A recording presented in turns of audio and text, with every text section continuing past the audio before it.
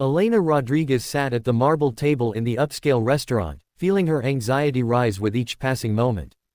At 32, she taught third grade at an underfunded public school and lived in a modest apartment she shared with a roommate. She wore her best dress, but it looked plain compared to the elegant outfits she saw on other diners.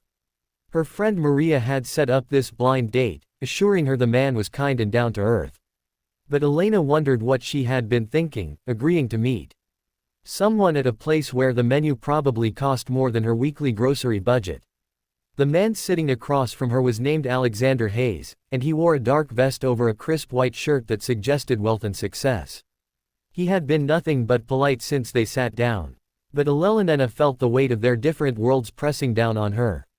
When the waiter brought menus without prices, Elena realized she had no idea what anything cost, and panic began to set in. She looked at Alexander and whispered that she did not belong here, that this had been a mistake. Alexander sat down his menu and looked at Elena with an expression of genuine concern rather than judgment. He told her he understood exactly how she felt because he remembered his own first experience in a restaurant like this years ago. Elena looked surprised and Alexander explained that he had not always been successful or wealthy. He had grown up in a working-class neighborhood and had worked multiple jobs to put himself through business school. His first client dinner at an upscale restaurant had left him feeling exactly as Elena did now. Elena appreciated his attempt to relate, but pointed out that he clearly belonged in places like this now, while she would always be out of her element.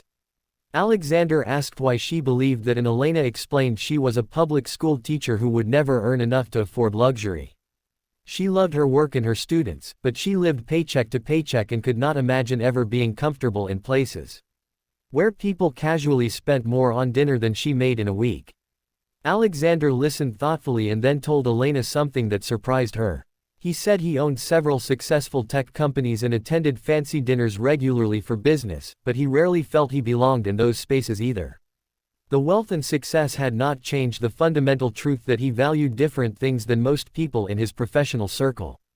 He had agreed to this blind date because Maria had described Elena as someone who cared about making a difference rather than making money, and that had appealed to him more than any amount of social status. Elena relaxed slightly and admitted she had been terrified when Maria told her about the blind date. Maria had mentioned Alexander was successful, but had not specified he was quite this successful. Elena had almost canned multiple times, but had finally decided to give it a chance because she trusted Maria's judgment. Alexander smiled and said he was glad she had come because meeting someone genuine was rare in his world where people often wanted to know him for what he had rather than who he was. They ordered food and Alexander made sure Elena felt comfortable by asking about her teaching and her students. Elena's passion became evident as she talked about the children she worked with and the challenges they overcame despite limited resources. She described creative lessons she developed and small victories that reminded her why she had chosen this career. Alexander listened with genuine interest and asked thoughtful questions that showed he valued her work. As they ate, Alexander shared more about his own journey. He explained that his success had come at a cost, including a failed marriage to someone who had loved his status more than his character. He had spent years building his businesses while neglecting personal relationships, and he was now trying to find balance.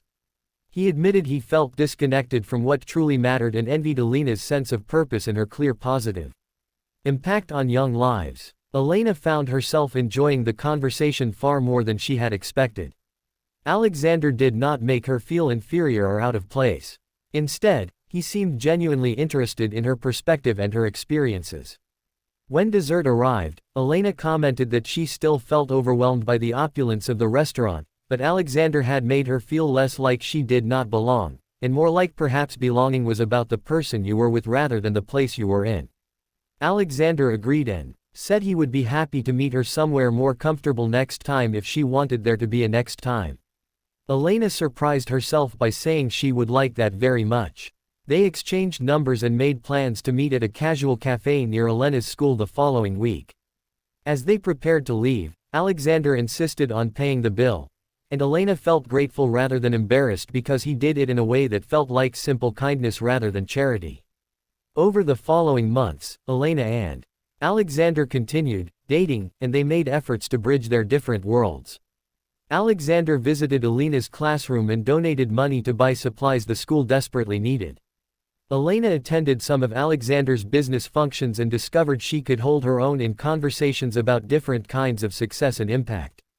They learned that belonging was not about money or status, but about finding someone who valued you for who you truly were. 6 months after their first date, Alexander took Elena back to the same upscale restaurant where they had met.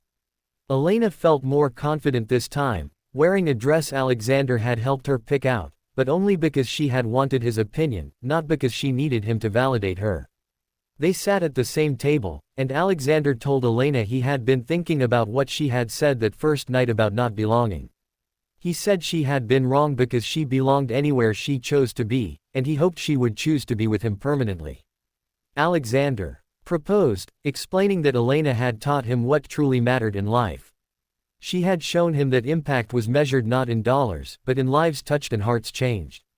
He wanted to build a life where they could both pursue what mattered to them while supporting each other through the challenges and victories.